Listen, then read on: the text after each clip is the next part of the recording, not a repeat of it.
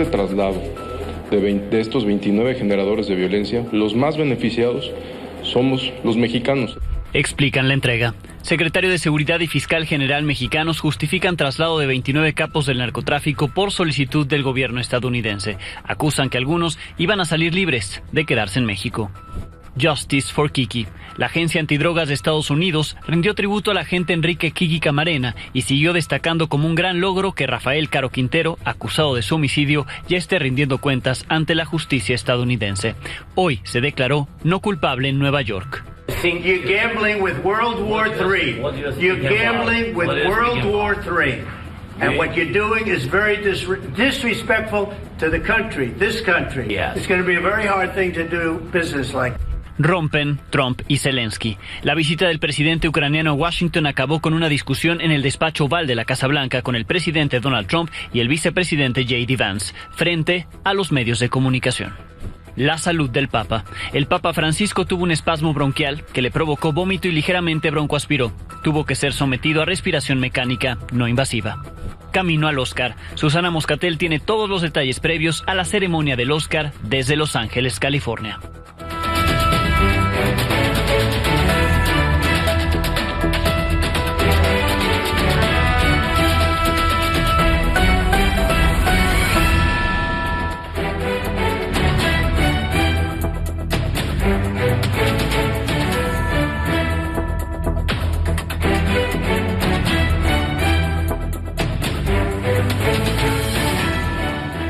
Muy buenas noches. El traslado y entrega de 29 capos del narcotráfico de México a Estados Unidos siguió generando reacciones desde muy temprano. En un comunicado, la Casa Blanca aseguró que el presidente Donald Trump fue quien ordenó al Departamento de Justicia y al Departamento de Estado que hicieran lo necesario para lograr el traslado de estas personas, entre quienes está uno de los jefes del cártel más malvado del mundo, así lo refiere el comunicado, refiriéndose a Rafael Caro Quintero, acusado de torturar y asesinar al agente de la DEA Kiki Camarena en el año 1985.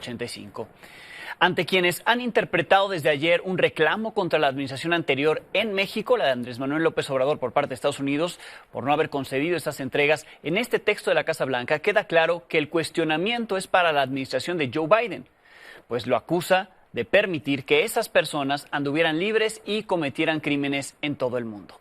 El secretario Marco Rubio, el secretario de Estado de ese país, también se refirió al tema, elogió el encuentro que tuvo ayer en D.C. con la delegación mexicana, destacando la cooperación que hay, incluida la expulsión de las 29 personas hacia Estados Unidos y la adopción de medidas para la cooperación en materia de seguridad, desmantelar organizaciones criminales y detener el flujo de fentanilo y el de armas.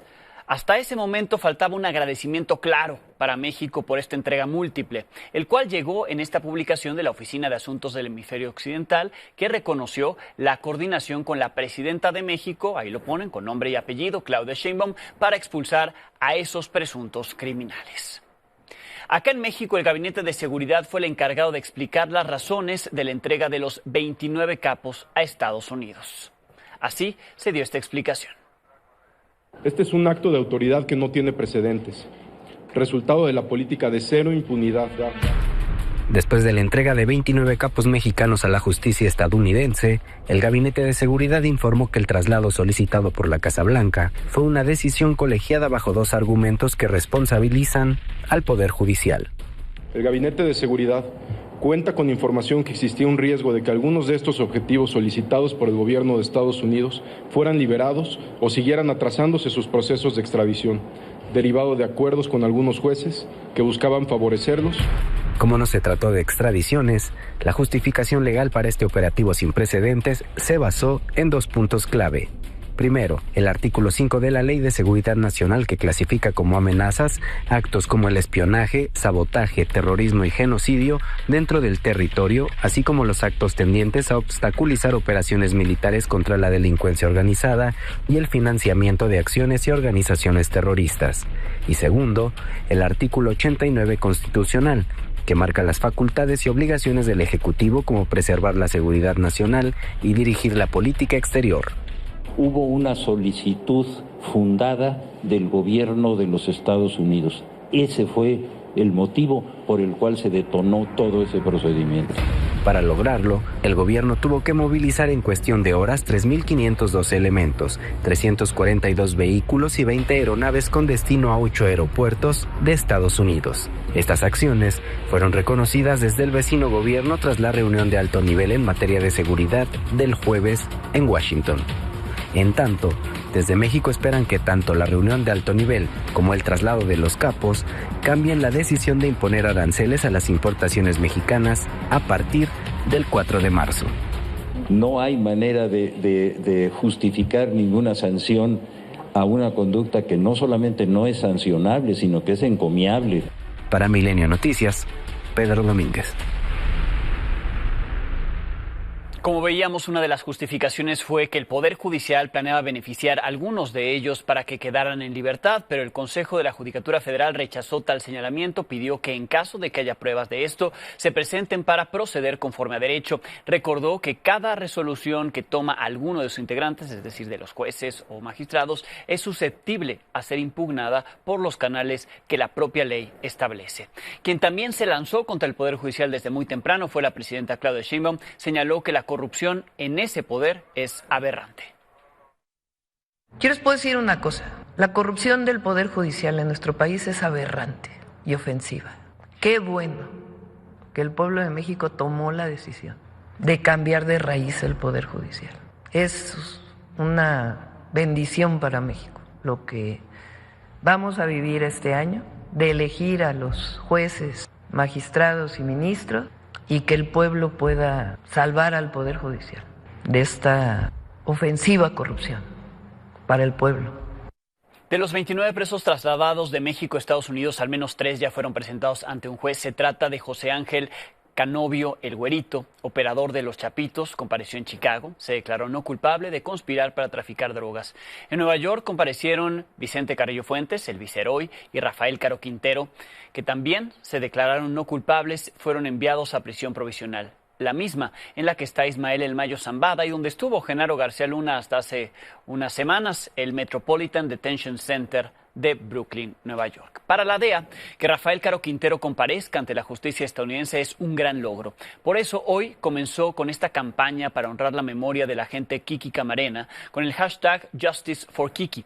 Trabajadores de la DEA se vistieron así de rojo para reafirmar su compromiso con la lucha por la que el agente Kiki dio su vida. Derek Maltz, el director interino de la agencia, reconoció que es un día histórico y aunque hayan pasado 40 años, habrá justicia en este caso. La familia del agente también celebró que Caro Quintero ya esté enfrentando a la justicia de Estados Unidos. En un comunicado que dio a conocer Enrique Camarena Jr., hijo del exagente, se informó que habían esperado esto durante 40 años. La familia lo había esperado, cuestionándose si algún día habría justicia. Agregaron que al fin la persona que les quitó a Kiki responderá por lo que hizo y agradecieron a Donald Trump por usar el peso de ese país, de Estados Unidos, para cumplirlo. La primera audiencia de Rafael Caro Quintero en Nueva York duró menos de 20 minutos. Se declaró no culpable. Ahí también hubo presencia de agentes de la DEA y los fiscales no descartaron solicitar la pena de muerte en su contra. Pedro Domínguez tiene la crónica.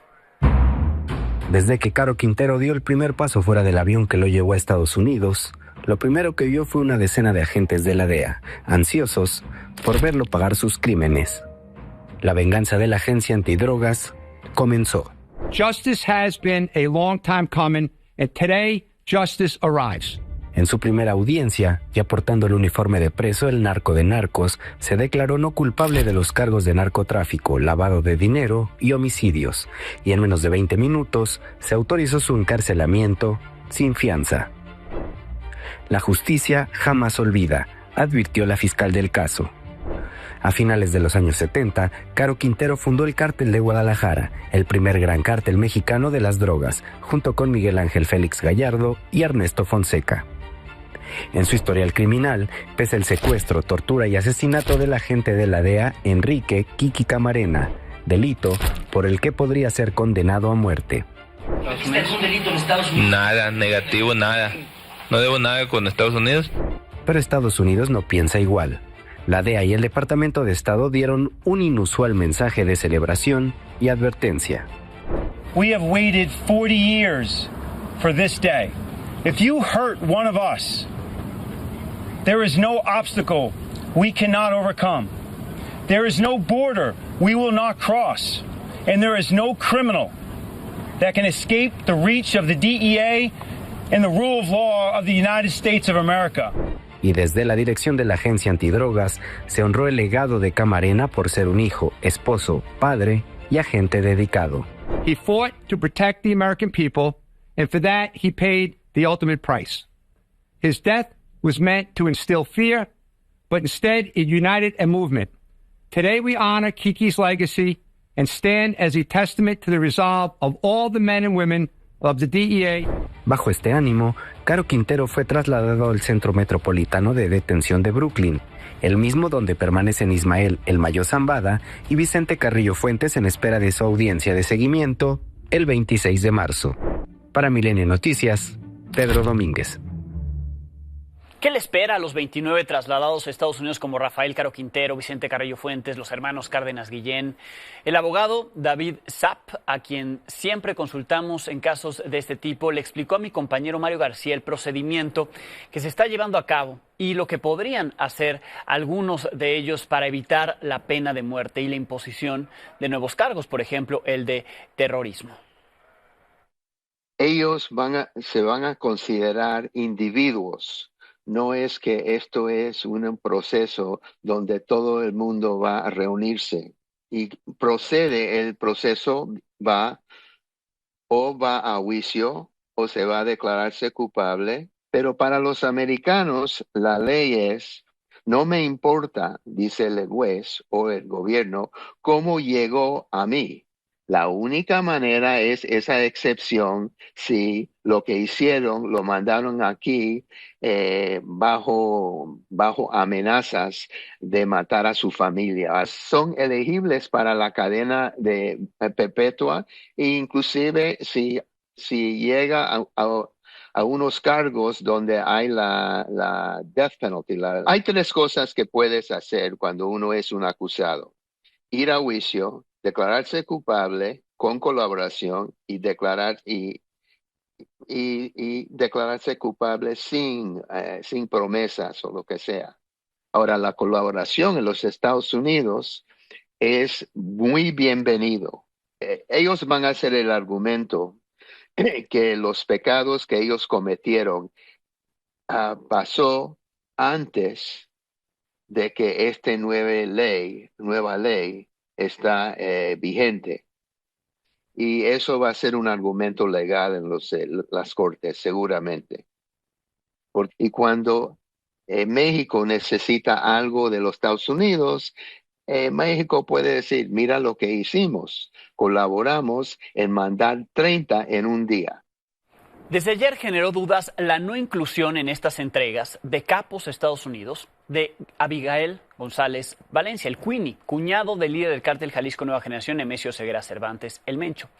Una razón de peso es que en septiembre del año pasado, el gobierno federal confirmó que, a petición de Gildardo López Astudillo, del GIL, se ha trabajado en retrasar la extradición de El Queenie o su entrega a Estados Unidos a cambio de información para el caso Ayotzinapa. Aunque el ex subsecretario de Gobernación Alejandro Encinas dijo desde el año 2021 que el Queenie estaba dando testimonios de alto valor al respecto. La última carta que envió el expresidente, en ese entonces presidente de México, Andrés Manuel López Obrador, a los padres de los normalistas y en los anexos del tercer informe de la Comisión para la Verdad, se confirma que en septiembre del año pasado iniciaron negociaciones formales con el Queenie para garantizarle no ser enviado a Estados Unidos, además de otros beneficios, incluso la amnistía, si aportaba información relevante en el caso Ayotzinapa. Se desconoce el vínculo de este sujeto con el caso, pero el gobierno mexicano está negociando y se los puso Andrés Manuel López Obrador en esa última carta que les mandó a los padres de los 43 estudiantes normalistas de Ayotzinapa. Ese puede ser un motivo por el que el Queenie no estuvo en la lista de los trasladados a Estados Unidos. Otras muestras de combate al narco siguieron dándose hoy en México. Esta mañana fue reaprendido Abraham Ceguera Cervantes, Don Rodo, hermano del Mencho, líder del cártel Jalisco Nueva Generación. Don Rodo fue detenido junto a otros 3 integrantes de ese grupo criminal en un operativo de fuerzas federales allá en Jalisco. Les aseguraron armas, dinero en efectivo y droga. Don Rodo es señalado de lavar dinero de su hermano a través de la compra de ranchos y terrenos. Presuntamente a su esposa invierte dinero ilícito también en minas de Michoacán y de Nayarit. El 21 de abril del año pasado, don Rodo ya había sido detenido, pero lo liberaron una semana después porque el juez argumentó inconsistencias en su captura. Y es que la Guardia Nacional informó que vieron hombres armados afuera de la casa donde ocurrieron los hechos. La defensa de don Rodo mostró videos donde aparecen agentes de la Guardia Nacional entrando a la fuerza a ese domicilio sin una orden de cateo. Al respecto, la entonces secretaria de Seguridad Ciudadana, actual secretaria de Gobernación, Rosa Isela Rodríguez, criticó y acusó al juez. El juzgador no tomó en cuenta las pruebas aportadas por la Fiscalía, no las valoró adecuadamente, no dio tiempo suficiente a la representación social para conocer y desvirtuar las supuestas pruebas presentadas por la defensa del acusado. En cambio, admitió y dio validez plena a indicios de la defensa, videos editados y segmentados en los que se presume una manipulación. La presidenta de México, Claudia Sheinbaum, calificó como muy buenas las reuniones que sus equipos de seguridad y comercio han tenido esta semana en Washington. Mencionó que hoy se tendría que definir cuándo tendrá otra llamada con el presidente Donald Trump. Fueron en ambos casos muy buenas reuniones. Se establecieron los principios de coordinación y de colaboración y mantener estas reuniones de manera permanente, reuniones de alto nivel, tanto en el tema de seguridad como en el tema comercial. Quiero preguntarle si hay alguna respuesta respecto a la solicitud de llamada que se hizo para sí, el presidente Donald Trump. Hoy se va a definir las características, cuándo va a ser, etcétera. ¿Será una llamada o ya se acordó una reunión física? Hoy se va a definir, van a estar en comunicación. El secretario de Economía, Marcelo Ebrard, se reunió este viernes con Howard Lutnick, el secretario de Comercio de Estados Unidos, y con Jameson Greer, el representante comercial de ese país. Ebrard calificó como cordial el encuentro, aseguró que México y Estados Unidos tienen un gran futuro trabajando juntos. Por cierto, el secretario del Tesoro de Estados Unidos, Scott Bessent, aseguró que México propuso a Estados Unidos igualar los aranceles que ese país ha impuesto a China. En entrevista calificó la medida como muy interesante y hasta declaró que Canadá debería de hacer lo mismo, así lo dijo. I know Mexico is sort of moving, it appears, right now. I do think one very interesting proposal that the Mexican government has made is perhaps matching the U.S. On our China tariffs. I think it would be a nice gesture if the Canadians did it also. So in a way, we could have fortress North America from the flood of Chinese imports.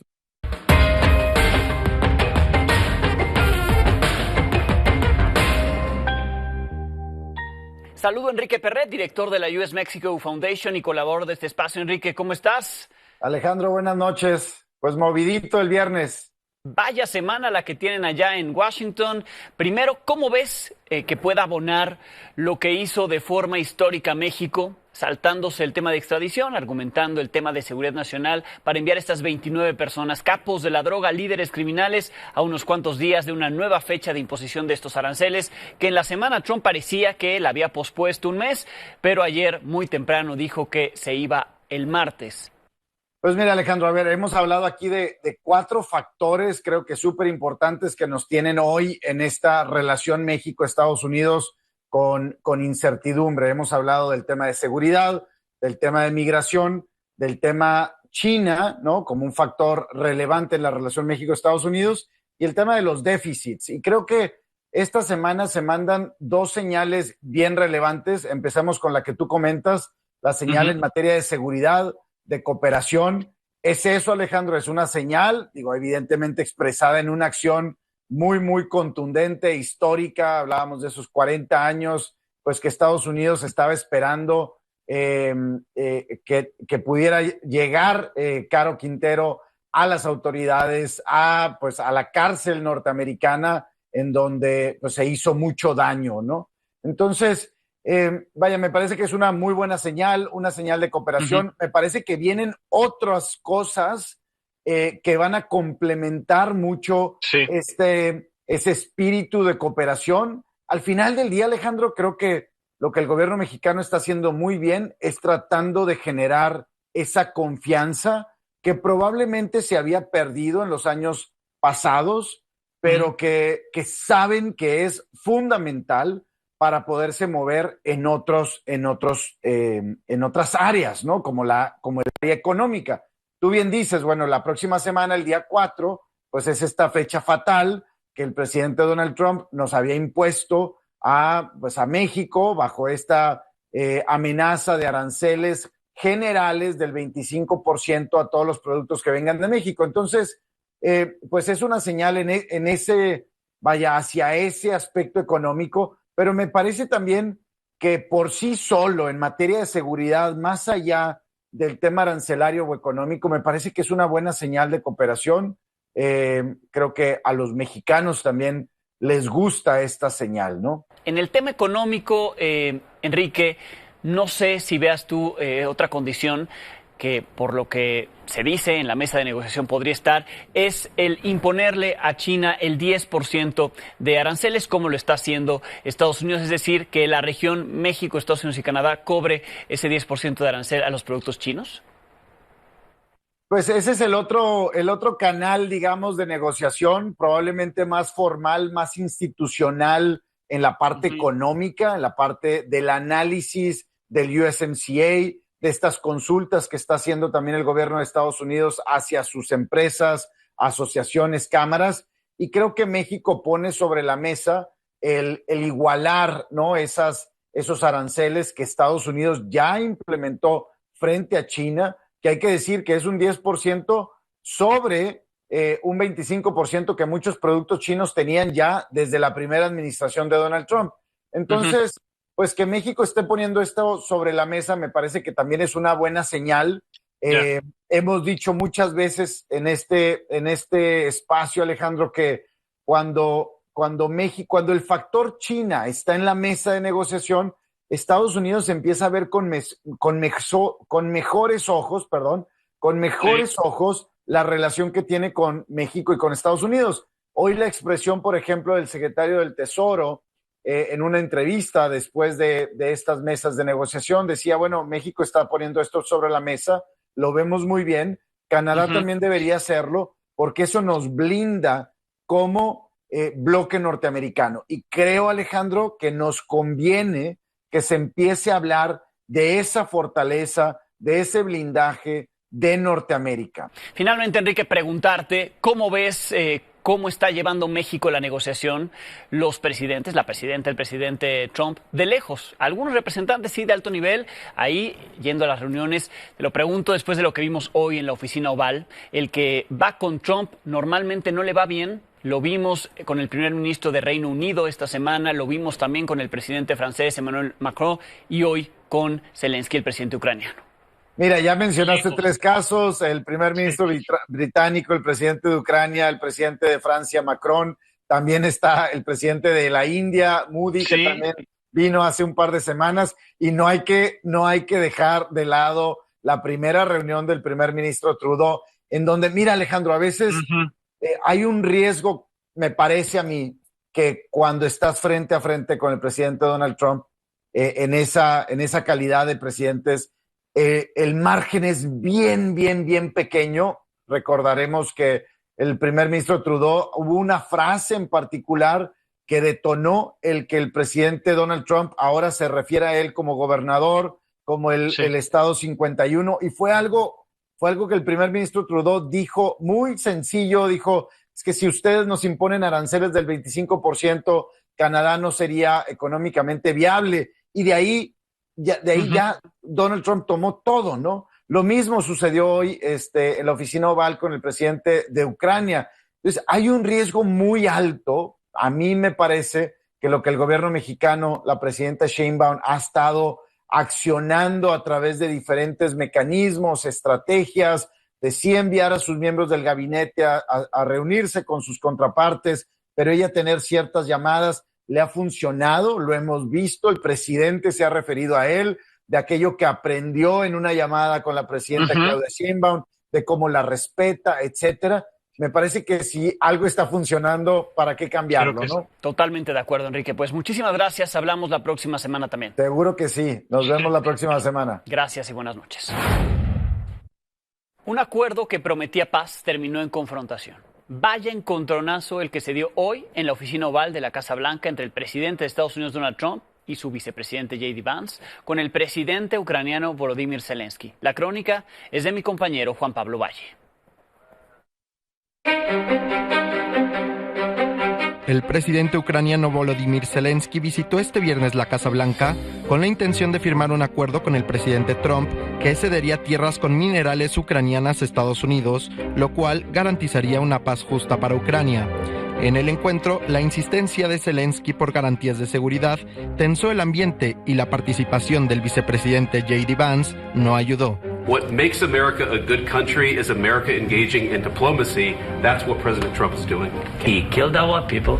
What kind of diplomacy, J.D., you are speaking about? And do you think that it's respectful to come to the Oval Office of the United States of America and attack the administration that is trying to prevent the destruction of your country? Don't tell us what we're going to feel. We're trying to solve a problem. Don't tell us what we're going to feel. We're going to feel very good. We're going to feel very good and very strong. You will feel influence. You're right now not in a very good position. You're gambling with World War III. You're gambling with World War III. Mientras la discusión continuaba, la embajadora de Ucrania se mostraba angustiada y entre reclamos, el resentimiento de los republicanos también salió a colación. Have you said thank you once? This entire meeting? No, in this entire meeting, have you said thank you? You went to Pennsylvania and campaigned for the opposition in October. Offer some words of appreciation for the United States of America and the president who's trying to save your country. You think that if you will speak very loudly about the war, you can... He's not speaking loudly. He's not speaking loudly. Your country's in big trouble.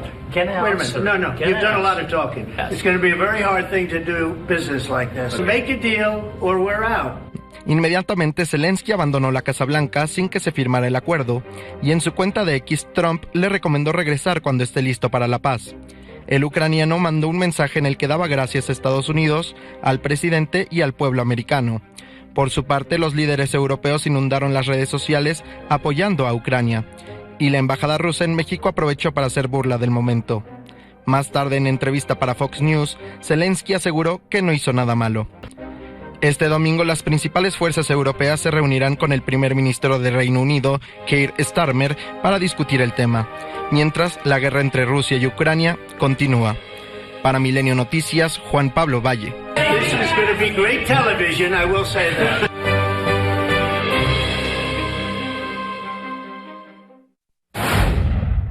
Cifras oficiales del gobierno federal confirmaron esta mañana que ayer la Ciudad de México, la capital del país, vivió su día más violento en más de 2 años.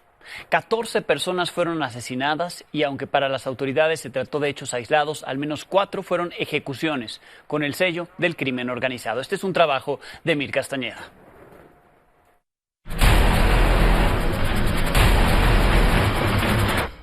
Y mientras los responsables de este doble asesinato son buscados, como tú lo mencionas puntualmente, por efectivos de la Secretaría de Seguridad Ciudadana, se ocupa la tecnología para dar con su seguimiento y posterior captura. Iztapalapa, Cuauhtémoc y Álvaro Obregón fueron los escenarios del día más violento que se haya registrado en la Ciudad de México en los 2 últimos años y en el que en total se asesinaron a 14 personas en 7 hechos distintos, los cuales fueron minimizados por las autoridades capitalinas. Quiero destacar que los eventos ocurridos este día no se encuentran relacionados entre sí y al menos 3 de ellos fueron producto de riñas y provocados con armas blancas. 10 de las víctimas fueron atacadas con armas de fuego de manera directa y 4 fueron productos de peleas callejeras y murieron por lesiones con armas blancas. Entre los ejecutados está el dueño de un gimnasio de la colonia Doctores, quien fue asesinado por un sicario canadiense a quien se le aseguró una pistola con silenciador. Además, 2 trabajadores de la Secretaría de Salud capitalina fueron atacados a balazos afuera de la torre insignia de Tlatelolco, enfrente de varias personas. También se registraron 2 multihomicidios en los que en total fueron asesinadas 7 personas. 3 de ellas eran parte de una familia y se encontraban en un departamento en Iztapalapa, mientras que las otras 4 fueron atacadas en la Unidad Popular Tepeaca en Álvaro Obregón. Todas tenían el tiro de gracia. De febrero del 2023 a la fecha, ningún día ha superado los 14 asesinatos y 4 de las jornadas más violentas se han registrado en los últimos 4 meses. Aunque hasta ahora no ha habido un día que se compare con el 27 de febrero. Para Milenio Noticias, Emir Castañeda.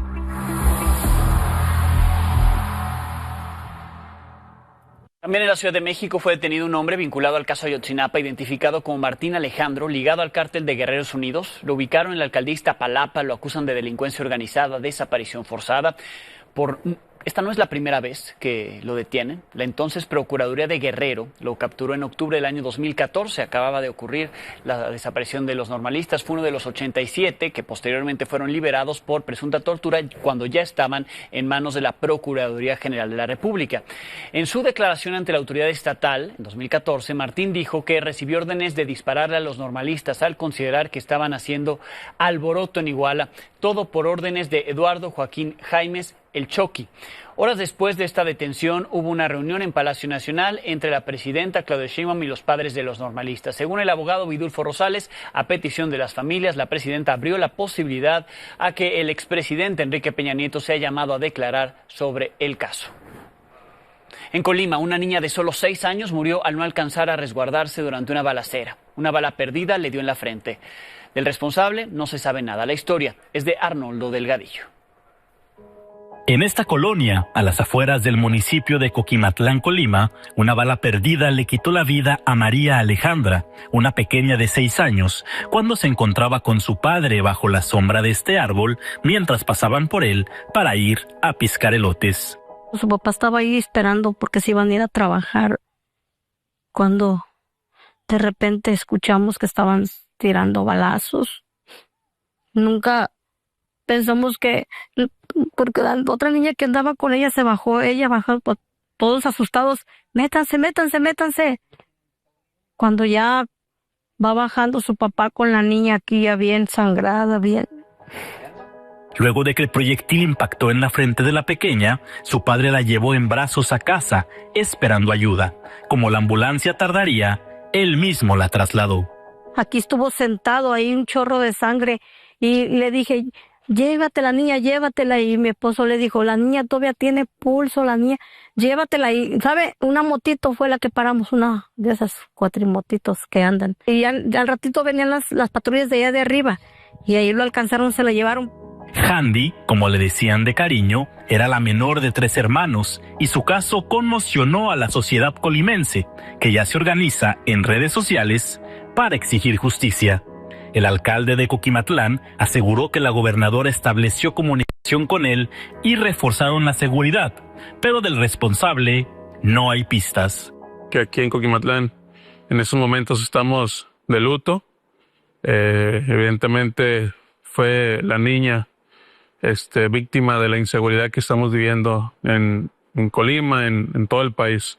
De instrucciones de seguridad pública para que se coordinaran con el gobierno del estado, fiscalía, que hicieran las investigaciones correspondientes. El año pasado, en Colima, al menos 14 menores fueron asesinados en medio de la crisis de violencia que cobra más víctimas inocentes. Desde Colima, para Milenio Noticias, Arnoldo Delgadillo. Sobre la reforma contra el nepotismo electoral que ahora está en la Cámara de Diputados, el proyecto de dictamen que se discutirá la próxima semana saldrá de comisiones en San Lázaro sin ninguna modificación y como lo aprobó el Senado, es decir, la prohibición del nepotismo aplicará hasta el 2030 y no en 2027, como ha pedido la presidenta Claudia Sheinbaum, pues en el artículo 2º transitorio dice textual, respecto de la prohibición del nepotismo electoral, serán aplicables a partir de los procesos electorales, tanto federales como locales, a celebrarse en el 2030. Es decir, tampoco en diputados harán caso a la propuesta presidencial que aplique a partir del 2027. En el tema de la elección del Poder Judicial siguen saliendo errores en este proceso. Ahora el INE los cometió. Una de las candidatas que aparece en la boleta de ministras y ministros no debería estar ahí. Se trata de Gloria Rosa Santos Mendoza. Ya en las boletas impresas aparece en la casilla 29 de aspirantes a ministra.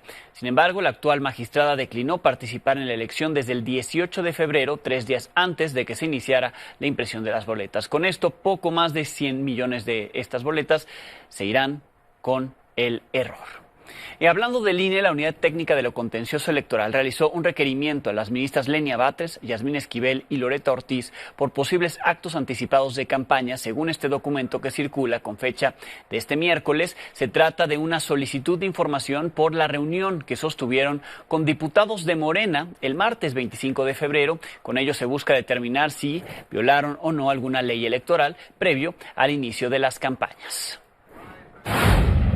El Papa Francisco cumplió 2 semanas este viernes en el hospital. Hoy su estado de salud se empeoró. De acuerdo con el Vaticano, el Papa sufrió un broncoespasmo, lo que lo llevó a un episodio de vómito con una ligera broncoaspiración, por lo que tuvo este cuadro respiratorio que empeoró. La Santa Sede informó que Francisco fue inmediatamente atendido y se le proporcionó ventilación mecánica no invasiva. El Papa permanece consciente, según el Vaticano. Sin embargo, sus actividades para el fin de semana y el inicio de la Cuaresma, incluido el miércoles de ceniza, fueron canceladas.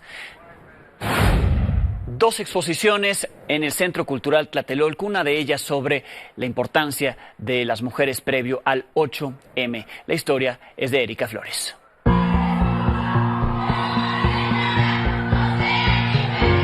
2 hechos mundiales de gran relevancia cumplen este año medio siglo y ocurrieron en nuestro país. El primero se trata de la Conferencia Mundial de la Mujer en México, un parteaguas histórico de grandes consecuencias como el impulso de los movimientos feministas en México y en el mundo. A partir de esta conferencia, por ejemplo, se desarrolló la CEDAW, ¿no? Que es como todo el marco normativo de derechos contra la violencia, por la igualdad de las mujeres, etcétera, hasta la conferencia de Beijing, ¿no? Que tenemos, que es la más reciente que ha sucedido en el mundo y que han tratado de ir avanzando en los derechos de las mujeres. Yo creo que hemos avanzado mucho, por ejemplo, en participación política, pero las mujeres todavía no estamos en todos los espacios de decisión. Y donde tenemos el retroceso a nivel mundial, no solo México, lo tenemos en el ámbito de la violencia contra las mujeres, que sí ha crecido. En el marco de la inauguración de la exposición Tlatelolco, epicentro de desarme nuclear y feminismos, Leticia Bonifaz consideró que ya es momento de impulsar políticas públicas con esa perspectiva. Una de las cuestiones más importantes creo que ha sido muchísima atención a las víctimas, pero poca atención al perfil de los agresores. No solo es ver qué es lo que sucedió y por qué sucedió, sino qué es lo que está moviendo a los perpetradores de violencia a seguir acrecentando la violencia. En el espacio dedicado a conmemorar el Tratado de Tlatelolco contra las armas nucleares en América Latina, se destaca que a pesar de haber pasado medio siglo, el tema nuclear se encuentra vigente con los conflictos entre Rusia y Ucrania, Palestina e Israel, así como el rol de Corea y Estados Unidos en el uso de armas de este tipo. Esta exposición estará abierta al público hasta el 30 de junio y el próximo domingo al mediodía diversas bandas musicales recordarán los temas que en los años 70 llamaron a la pacificación del mundo. Para Milenio Noticias, Erika Flores. Este domingo se lleva a cabo la edición 97 de los premios Oscar. Allá está en Los Ángeles, California, mi compañera Susana Moscatel, que está completamente lista para lo que ocurre el próximo domingo. Susi, ¿cómo estás? ¿Qué podemos prever para la ceremonia? Uy, Alex, que no podemos prever. La verdad es que este es un año de aquellos que no sabemos exactamente qué va a pasar. Hay años en los que todo está muy cantado y sabemos precisamente pues cuál es la favorita, pero con todo lo que ha pasado, y hay que decirlo, con todas las campañas en contra de las películas favoritas por diferentes motivos, que si por inteligencia artificial, que si porque no se utilizó un coordinador de intimidad, en el caso de Anora, que si por temas pues de la protagonista como en Emilia Pérez, aunque ahí hay muchos otros temas, por supuesto, pues han ido cambiando las apuestas y las ideas de qué puede llegar a ganar mañana aquí el Oscar, pero bueno, el domingo, pero sabemos que va a haber bastante variedad en el reparto de estatuillas y estamos precisamente enfrente del lugar donde va a ocurrir todo, que es el Teatro Dolby. Hoy estuvieron ensayando todo el día aquí, Alex, todos los números musicales. Hemos visto entrar y salir todo el día de esta zona, que es donde terminará la alfombra roja y empezará el show. Gente con vestuario, gente bailarines, y gente que también está interpretando. Es muy curioso, pero hay gente que está interpretando a los nominados y a los presentadores para saber cómo van a ser los movimientos, incluso con la prensa. Entonces es muy interesante ver todo lo que ocurre antes del Oscar. Por supuesto, pues estamos siguiendo todo el trabajo que están haciendo por allá, el despliegue, por supuesto, de Grupo Multimedios, y el domingo muy pendientes al análisis que tendrán en este canal, Milenio Televisión y Canal 6. Muchísimas gracias, Susi. Gracias a ti, Alex. Te mando un abrazo. Aquí nos vemos. Abrazo hasta Los Ángeles, California. Con esto nos despedimos. El lunes tendremos algo nuevo que contarle a las 22 horas.